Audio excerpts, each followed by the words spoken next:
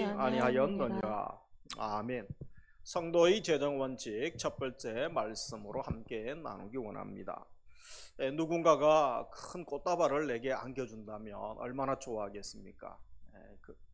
근데 이 꽃다발보다 좋아하는 것이 있죠. 이 돈다발이죠. 그림 나와 있는 것처럼. 아이도 좋아하고 우리 어르신들 더 좋아하죠. 현금 주면 요즘 또 많이 좋아한다고 하지 않습니까? 우리 남녀노소 가릴 것 없이 이거 죽으면 다 좋아합니다. 이 사람들이 이 벼락을 무서워하지 않습니까? 그런데 이 벼락은 맞고 싶어 합니다. 어떤 벼락입니까? 돈벼락입니다. 돈벼락. 나도 한번 돈벼락 맞아봤으면 세상에서 이런 이야기들 우스갯소리로 또 진담이 섞여 있겠죠 하시는 분들이 많습니다. 돈 싫어하는 사람이 누가 있겠습니까? 그래서 사람들이 생명이 아닌 인격이 아닌 돈을 너무 좋아하다가 돈을 사랑하기 시작하고 돈과 교제하기 시작합니다. 그러다가 돈을 사모하다가 돈에 빨려들죠. 이 돈을 숭배하다가 결국 돈의 노예가 되어서 인생 파탄에 빠지는 사람들이 있기도 합니다. 어떤 사람들은 뭐니 해도 머니가 제일 좋은 것 아닙니까? 그래서 돈을 법니다. 무조건 돈을 많이 벌어야 되지 않겠습니까? 정직해가지고 어떻게 돈을 벌 수 있습니까? 수단 방법 가리지 말고 돈 많이 벌어야 되지 않습니까? 돈이 힘입니다. 그래서 돈이 있어야 용돈도 주고 그죠? 또 사람 행세할 수 있지 않겠습니까? 어떤 분들은 은퇴한 이후에 돈 나갈 일이 너무 많아가지고 멀리 이사를 가셨어요. 경조사 연락하지 말라고. 그렇게 또 재정이 실질적으로 또 영향을 미치기도 합니다. 이 프랭클린이라는 분이 어떤 말을 했냐면 돈은 좋은 하인이기도 하지만 나쁜 주인이기도 하다. 그리고 쇼펜하우어는 돈은 바닷물과 같다. 마시면 마실수록 갈증이 더한다는 거죠. 부자들이 고민이 더 많습니다. 탈무드에 보면 비어 있으면서도 가장 무거운 것이 빈 지갑이다. 그런 말이 있습니다. 요한 웨슬레가 사람이란 돈 씀씀이를 보면 그 사람의 신앙의 성숙도를 아는데 나는 주머니가 회개하지 않는 사람의 회개를 믿을 수 없다. 웨슬레가 아주 의미 있는 말을 했죠. 그래서 돈에 대하여 어떤 가치를 가지고 있는가, 돈을 어떻게 사용하는가 보면 그 사람의 신앙을 가늠할 수 있다라고 이야기합니다. 우리들은 어떤 물질관을 가지고 있습니까? 루트가 회심을 이야기할 때 세 가지 회심을 얘기했죠. 하나가 이 가슴의 회심, 그리고 이제 정신의 회심, 그리고 오늘 본문과 관계해서 이 돈지갑의 회심. 결국 이제 물질과 관계하여 물질의 변화, 그것이 바로 진정한 주님을 만난 사람들의 모습임을 이야기하죠. 칼빈은 우리의 문제는 이 돈에 대해서 너무 이야기 많이 하는 것이 아니고 돈을 바르게 이야기하자는 것이 우리의 문제다. 그렇게 말한 바가 있습니다. 그래서 오늘 야고보도 5장에 가면 이 5장을 넘어가야 초반을 이 재정 문제를 잘 넘어가야 이 하반기에 능력 있는 조명으로 이제 쓰임 받을 수 있게 되는 것이죠. 그래서 당시에 이 불신앙적인 물질관을 가진 사람들에게 편지를 보내면서 현재를 살고 있는 우리 그리스도인들은 어떠한 재정관, 물질관을 가지고 경제 원칙으로 살아야 할지 그런 개론적인 원론을 이야기하고 다음 주는 실질적인 적용에 대한 부분들을 다루고자 합니다. 먼저 살필 것은 야고보 당시의 부자들이 물질 얻는 방법이죠. 먼저 4절 같이 한번 읽습니다. 보라, 너희 밭에서 추수한 품꾼들에게 주지 아니한 싹이 소리 지르며 그 추수한 자의 우는 소리가 만군의 주의 귀에 들렸느니라. 그래서 첫째 임금 착취가 있었죠. 여기에 5장에 나오는 부자들은 이제 불신자들 중에 부자도 이야기하지만 잘못된 재정관을 가지고 있는 모든 사람을 일컫는 말로 총칭할 수가 있습니다. 그래서 임금 착취가 있었죠. 4절에 보면 보라 말씀하죠. 그래서 불의한 싹시 소리를 지른다. 그리고 만군의 주위에 그들 소리가, 우는 자의 소리가 다 들린다. 하나님이 모르시는 것이 아닙니다. 다 듣고 계시고 보고 계시는 것입니다. 이 당시 근로자들은 이제 고대 사회이기 때문에 고용주와 이런 법적인 그저 근로계약서를 쓰지를 않죠. 그래서 하나님이 억울한 또 노동자들의 상황을 모르시는 바가 아니셨습니다. 그래서 고용주의 압제에서 근로자들을 보호하기 위하여 말씀의 율법 조항에 그 말씀을 여러 군데에 신명기나 보면 넣어 놓으셨죠. 그래서 신명기 24장 14절에 보면 공궁하고 비난한 품꾼은 너희 형제든지 내 땅 성문 밖 안에 우거하는 객이든지 그를 학대하지 말며 그 품삯을 당일에 주고, 하루 벌어 하루 먹고 살기 때문에 당일에 품삯을 안 주면 안 되죠. 해진 후까지 미루지 말라. 이는 그가 가난함으로 그 품삯을 간절히 바람이라. 그래서 그가 너를 여호와께 호소하지 않게 하라. 그렇지 않으면 그것이 너에게 죄가 될 것이다 라고 분명히 말씀을 하셨습니다. 그리고 예레미야서 22장 13절에 보면 자기의 이웃을 고용하고 그의 품삯을 주지 아니하는 자에게 화가 있을 것이다, 그렇게 말씀합니다. 혹시 고용주들 계십니까? 힘들어도 꼭 이 월급 임금은 또 알바는 그죠? 당일 또 주급으로 월급으로 꼭 지급하시기 바랍니다. 그래서 그렇지 않은 기업인들, 이 고용주들이 직원들을 잘 챙기고 또 섬기고 또 가정을 섬기는, 그것이 바로 복음 전하는 일인 줄 알아야 되는 것이죠. 그리고 두 번째, 법정 매수가 있었습니다. 6절 같이 읽습니다. 너희는 의인을 정죄하고 죽였으나 너희에게 대항하지 아니하였느니라. 그래서 야고보 당시에 이 돈만 많으면 얼마든지 고용주들이 할 일들이 많았습니다. 나쁜 짓 많이 했죠. 이 법정 매수하는 것은 뭐 식은 죽 먹기였죠. 가난한 근로자들이 억울한 일을 당해도 이 값비싼 소송 비용을 감당할 수 없기 때문에 뭐 시도도 못하고 포기해야 되는 상황이죠. 그리고 패소합니다. 유전 무죄, 또 무전 유죄, 뭐 이런 말들이 예나 지금이나 큰 차이가 없는 것입니다. 재물을 가진 사람들이 정치 권력을 손에 넣고 또 그들과 결탁해서 얼마든지 나쁜 일들을 하는 일들이 지금도 있지만 옛날에도 있었던 것이죠. 그러면서 야고보 시대 부자들이 재물을 어떻게 사용하고 있습니까? 3절부터 5절에 보면 나와 있죠.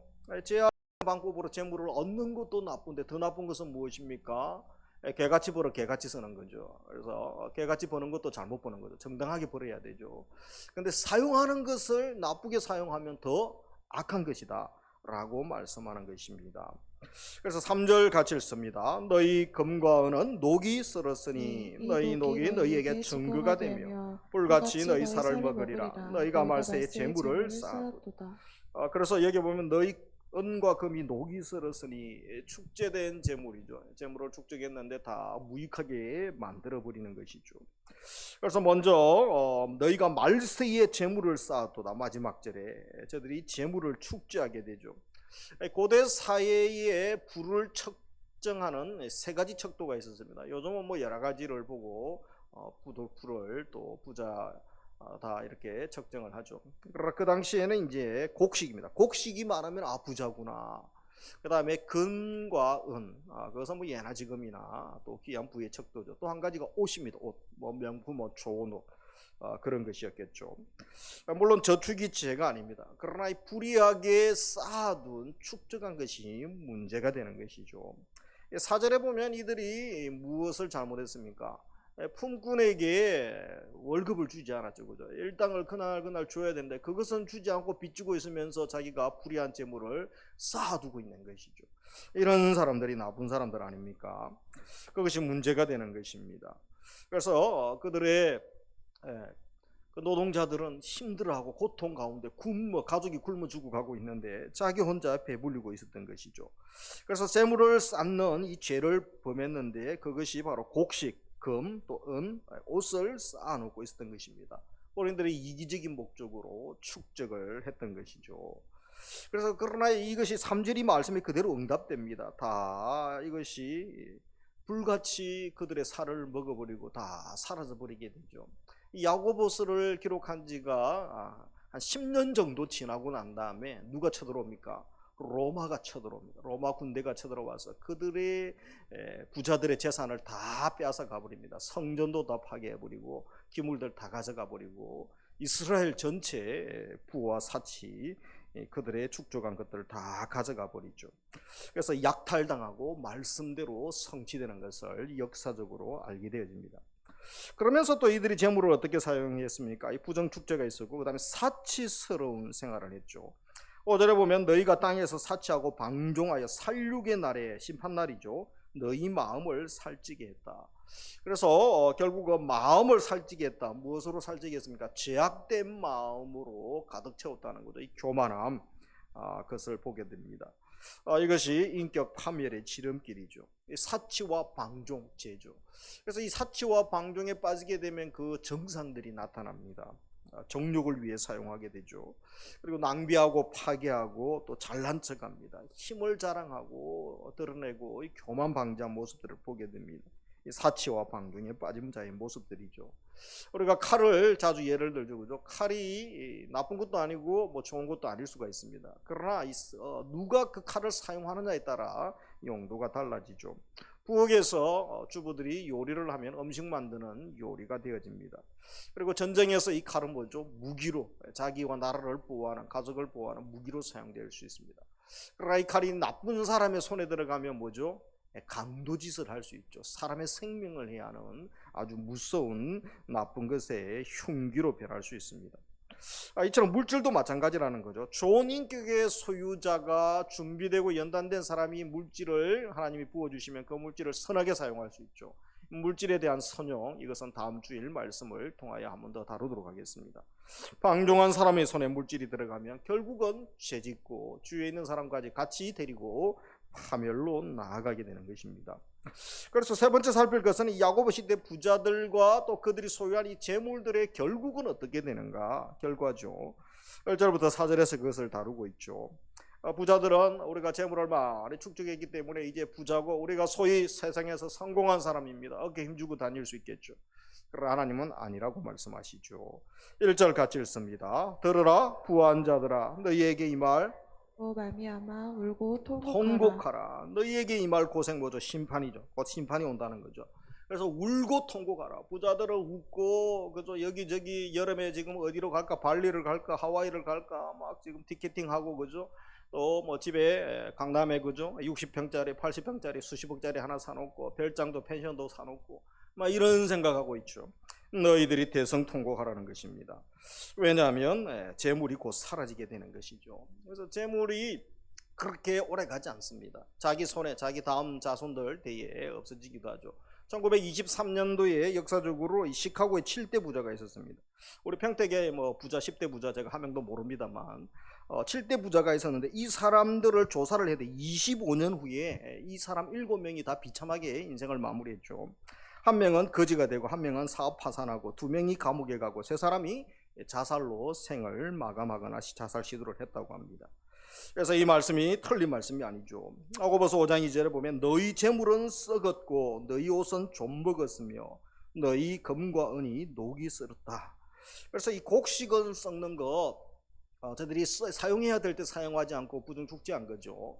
다 무용지물이 되는 것입니다. 금과 은은 썩지는 않습니다. 녹슬지 않는데 그죠? 근데 이 녹슬었다 이 표현은 이제 무용하게 됐다는 거죠. 쓸데없게 만들어 버리겠다는 거죠. 그리고 옷이 좀 먹을 것이다. 그 당시에 가난한 사람들은 겉옷 한 벌이 없을 정도였습니다. 그런데 자기들은 좋은 옷을 쌓아놓고 살았던 거죠. 정말 써야 될 때에 사용하지 않았던 것입니다. 그래서 재물의 안전장치가 있다고 생각하는 것은 큰 착각인 것이죠. 이들은 나누질 않았던 것입니다. 요즘도 재벌들이 그죠? 계속 재벌입니까? 1위 기업이 계속 1위입니까? 그런 적이 없습니다. 법정 관리에 들어가고 또 부도가 나기도 하고 파산을 하기도 합니다. 영원한 재벌, 영원한 부자는 없는 것입니다. 그래서 우리가 누가복음에 하나님이 하신 말씀을 기억을 해야겠습니다. 12장 20절 같이 읽습니다. 하나님이 이르시되 어리석은 자여 오늘 밤에 영혼을 도로 찾으리니 그러면 내 준비한 것이 누구의 것이 되겠느냐. 이 시대의 부자들을 향하여 우리 시대에 우리를 향하여 하시는 말씀 아닙니까? 어리석은 자여 오늘 밤 영혼을 찾으며 목숨보다 중요한 게 어디 있습니까? 내가 나를 위하여 가족을 위하여 준비해도 그죠? 한순간에 하나님이 가져가시면 아무런 의미가 없는 것입니다. 그래서 재물이 곧 사라지게 되죠. 두 번째, 남용된 재물은 인격을 좀 먹게 됩니다. 3절에 보면 이 녹이 불같이 너희 살을 먹으리라. 그래서 이 재물의 독에 감염되면 산채로 재물에 먹히게 됩니다. 물론 돈 자체가 죄는 아니죠. 그러나 디모데전서 6장에 보면 돈을 사랑하는 것이 돈에게 인격을 부여하고 데이트를 하기 시작하죠. 돈을 사모하면 일만하게 뿌리가 된다. 모든 악의 뿌리가 된다라고 말씀합니다. 아브라함은 부자였지만 인격과 믿음을 지켰습니다. 그러나 롯은 부자였지만 이 재물이 많아지면서 결국은 인격이 망가지게 됩니다. 그래서 가족들까지 결국 파멸하게 되지 않습니까? 시편 62편 10절에 보면 포악을 의지하지 말며 탈취한 것으로 허망해지지 말고 같이 읽습니다. 재물이 늘어도 거기에 마음을 두지 말지어다. 그리고 잠언 22장 1절 많은 재물보다 명예를 택할 것이요 은이나 금보다 은총을 더욱 택할 것이니라 라고 말씀합니다. 우리가 이 말씀의 결국을 보면서 이 지혜자가 되어야 될 줄 믿습니다. 그래서 마지막 뭐죠? 이 재물이 결국에 어떻게 됩니까? 부자들 심판이 있는 거죠. 확실한 심판. 야고보가 3절과 5절에서 현재적 심판뿐 아니라 미래적 심판까지 내다보고 있는 것이죠. 그래서 하나님이 심판하실 때 이 심판의 증거를 세 가지를 듭니다. 증인, 심판의 증거 세 가지가 뭡니까? 첫째가 부자들의 재물이 증인이 된다는 거죠. 이 3절에 보면 이 녹이 너희에게 증거가 되어 금과 옥이 녹이 쓴다. 녹이 증거가 된다는 거죠. 썩은 곡식, 녹슬은 금은 또 좀먹은 좀덜 그리고 그들의 마음이 바로 이기심을 보여주는 증거가 되고 이 쌓은 재물들이 뭐죠? 고발할 것이라는 거죠. 그래서 심판의 이유가 될 것이라고 말씀합니다. 그러면서 두 번째 4절에 보면 이 부자들이 지불하지 않는 임금이 그것이 체불임금이 증인이 될 것이다. 4절에 보면 추수한 품꾼에게 주지 아니한 싹시 소리 지르며 그 임금이 소리를 지른다는 거죠. 그래서 이 돈이 말을 합니다. 아이들이 착복한 임금이죠. 그것이 그들의 심판을 부르짖을 것이다. 하나님께서 이 도둑맞은 돈에 대해서 마땅히 지불하지 않는 그 임금에 대하여 그들이 부르짖는 소리를 하나님이 안 듣는 분이 아니시라는 거죠. 다 듣고 계시는 것입니다. 그러면서 4절에 보면 추수한 자의 우는 소리가 이 노동자들이 임금을 못 받아서 울고 있는 것이죠. 그래서 근로자들이 증인이 된다라는 것이죠. 하나님께서 압제당하는 백성들의 그 소리를 다 듣고 계시고 하나님의 공의의 법대로 심판하시는 분이십니다. 이들은 임금 착취 또 법정 매수를 당하죠. 또 불의를 행하고 재물을 축적하는 약한 자들을 보지 않습니까? 그들의 사치 또 방종, 교만함을 봅니다. 그래서 이런 것들에 대해서 하나님이 어떻게 하시겠다는 것입니까? 내가 심판하겠다는 거죠. 가만히 보고 있지만 않겠다는 것입니다. 우리 시대도 이 야고보 시대의 부자들처럼 재물을 어떻게 모으고 또 어떻게 사용하느냐가 중요합니다. 그것에 따라 하나님께서 심판하시겠다라는 것이죠. 혹시 우리도 세상 부자들의 심리, 그들의 논리를 따르고 있지 않습니까? 우리가 무엇에 관심을 가지고 있습니까? 물질이, 재물이 영원하고 재물이 전부다라고 생각하는 거죠. 그래서 이 시대는 이 돈이 신이죠. 돈이 신이고 이 돈이 전부이고 돈 버는 게 인생의 목적 아닙니까? 부업이 주업이 되어버리고 하나님 나라의 본업은 사라져버리는 것이죠. 물질의 절대 가치를 두고 물질의 파워죠. 물질의 힘을 신봉하는 신으로 섬기는 시대가 되어버렸습니다. 그것 때문에 목숨 걸죠. 돈 없으면 허망해지고 또 우울해지고 약물하다가 그러다가 극단적인 생각을 하고 돈 때문에 자식도 죽이고 부모도 죽이고 형제간의 원수가 되고 왕자의 난들, 기업들도 국가도 그죠? 돈 때문에 이권 때문에 막 전쟁을 하죠. 그래서 국가 간의 관계도 외교도 마찬가지입니다. 다 깡패들 아닙니까? 그래서 힘센 깡패들이 그죠? 소위 말하는 강대국들이 전 세계의 질서를 좌지우지하고 있습니다. 그러나 힘없는 나라들은 아무 말도 못하고 있는 것이죠. 그러나 오늘 말씀을 통하여 우리가 기억해야 될 것은 무엇입니까? 하나님이 다 듣고 계시고 보고 계시고 하나님이 선악간에 심판하실 것이다 라는 말씀을 믿어야 되는 것입니다. 그래서 우리가 다음 주까지 살피게 되는 네 번째, 우리 그리스도인들은 어떤 재정 원칙을 가지고 살아야 되는가라는 것입니다. 오늘은 세 가지를 나누면서 다음 주에는 구체적인 적극적인 재물 사용과 또 재정 운영에 대한 부분들을 다루고자 합니다. 첫째, 물질의 위험을 인식해야 되는 거죠. 그래서 1절에 보면 들으라로 시작합니다. 들으라 부한 자들아. 4장 13절도 들으라로 시작하죠. 이 재물이 영적인 힘이 있습니다. 물질의 힘이 있기 때문에 사람들이 그것을 좋아하고 빨려들게 되죠. 정치인들 힘이 있죠. 그러나 그 힘을 유지하기 위하여 엄청난 또 재정이 필요하지 않습니까? 또는 단순한 중립적인 영역에 있지 않습니다. 우리가 싸워야 될, 또 잘 관리해야 될 영적인 그런 힘을 가지고 있는 것이죠. 예수님도 마태복음 6장 24절에 보면 한 사람이 두 주인을 섬기지 못할 것이니 같이 읽습니다. 너희가 하나님과 재물을 겸하여 섬기지 못하느니라.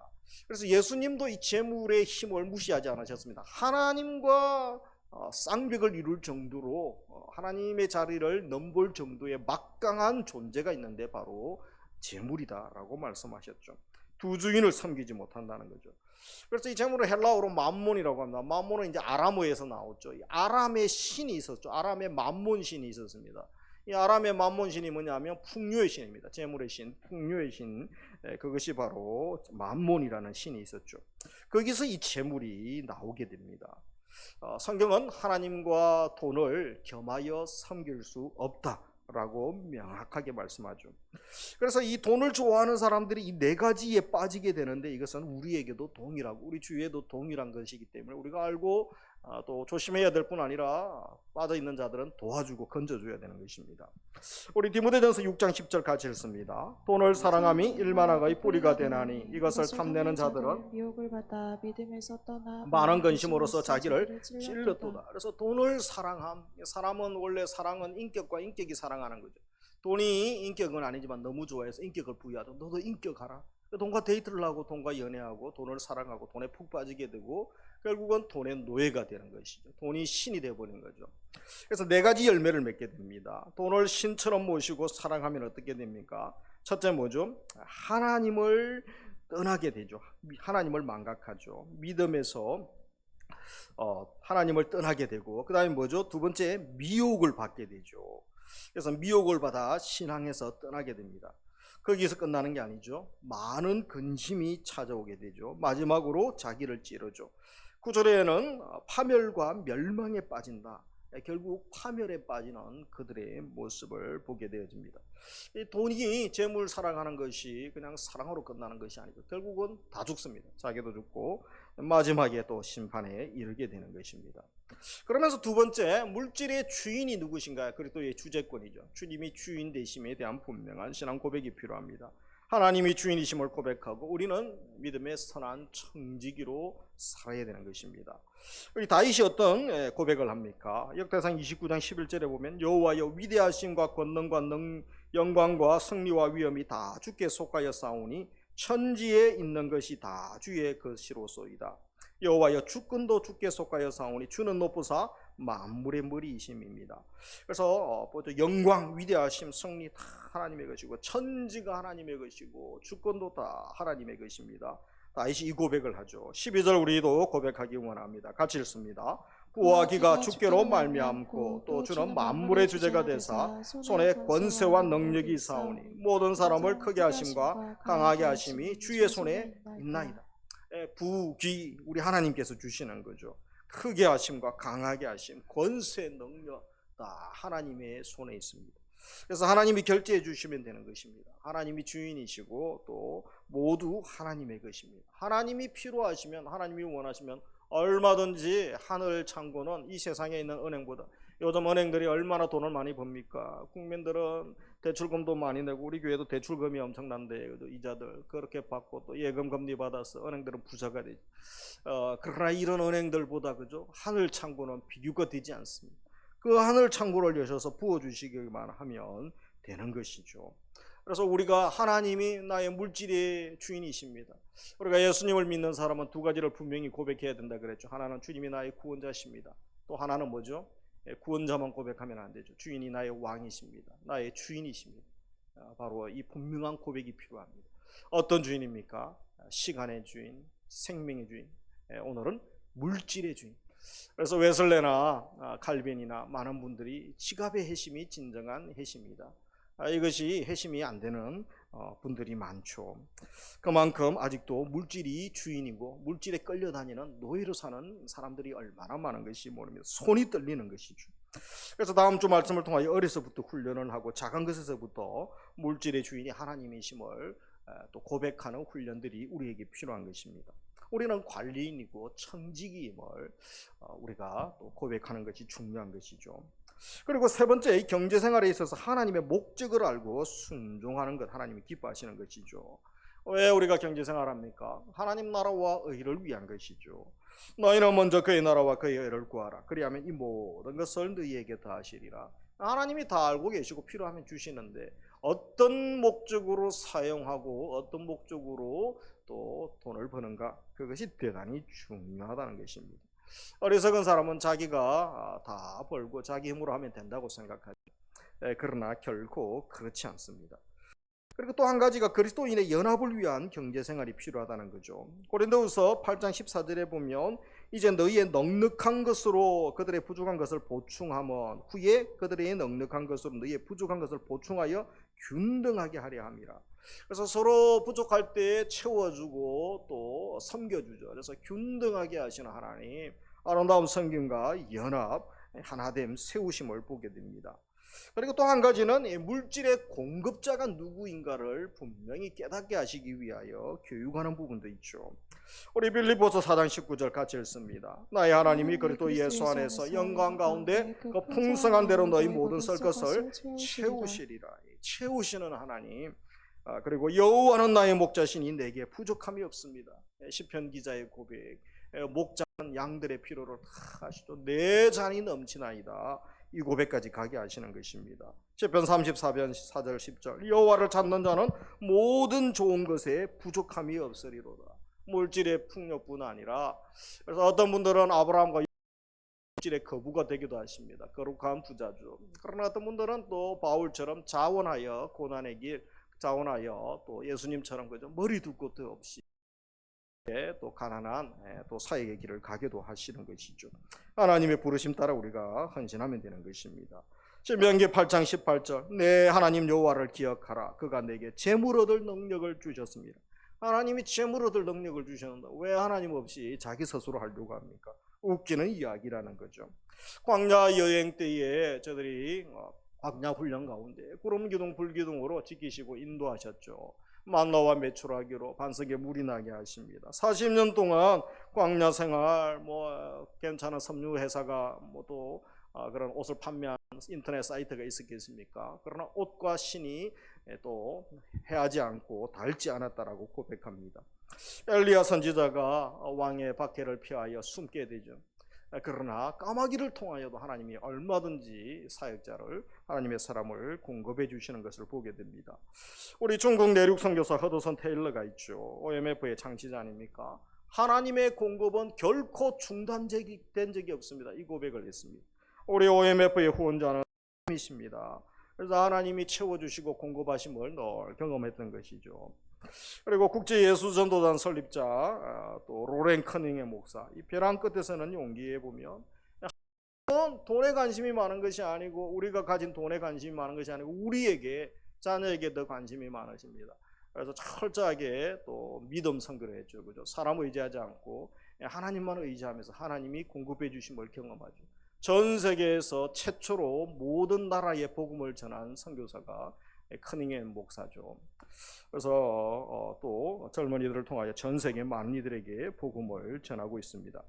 우리에게도 온전한 믿음을 우리가 사모하며 또 하나님께 간구해야 됩니다.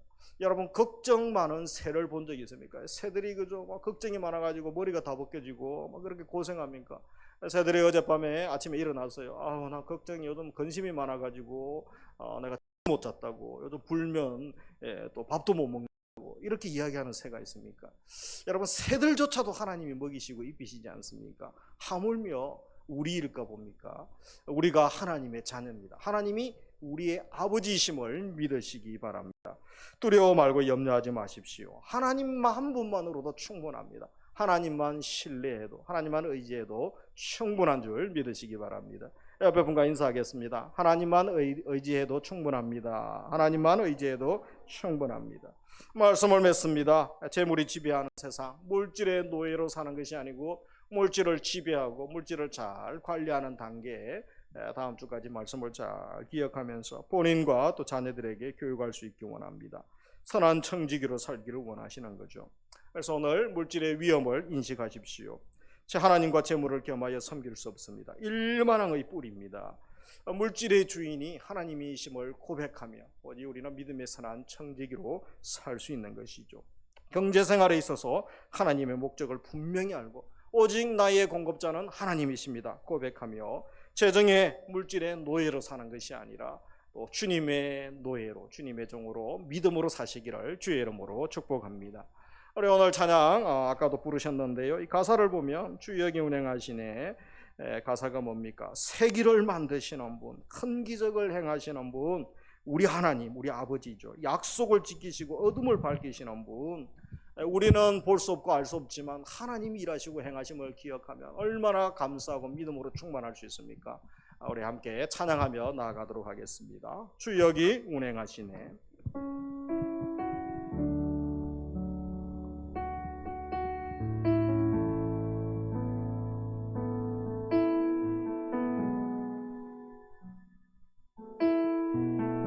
주 여기 운행하시네. 주 여기 운행하신 주경배에 주경배에